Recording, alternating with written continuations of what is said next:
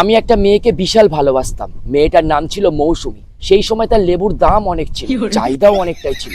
আমিও অনেকদিন ধরে লেবু নিয়ে খেলা করেছি। খেলতে খেলতে কখন যে 5 বছর কেটে গেল আমি বুঝতে পারলাম না।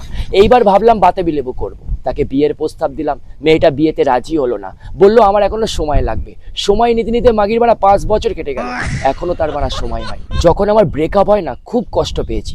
যে মেয়েকে দেখতাম একটুও বিশ্বাস হতো না, মনে করতাম সেই প্রথম মাগির মতন হবে। কিন্তু আস্তে আস্তে আমি বুঝতে শিখলাম, না, সবাই সমান। আমি ধরবো, করবো, ছাড়বো। আস্তে আস্তে ভালোবাসার প্রতি ভক্তিটাই চলে গেল। আমি শুধু তোমাদেরকে একটাই কথা বলতে চাই, কাউকে মন দিয়ে ভালোবাসতে যেও না, সুযোগ পেলেই করবে। কেন এবার বলছি আমি, কথাটা শুনতে হয়তো খারাপ লাগবে, কিন্তু এটাই বাস্তব। ফুল সজ্জার পরে কিন্তু ভালোবাসা হয়, কিন্তু ফুল সজ্জার আগে কিন্তু সত্যিকারের ভালোবাসা অনেকে পায় না। তাই বলে কিন্তু সবাই সমান হয় না, কিছু কিছু ব্যতিক্রম থাকে। যেমন আমার জীবনে বাড়া যে কজন এসেছে, বিশ্বাস করো সব কটা আমার কড়া এক্সপার্ট ছিল।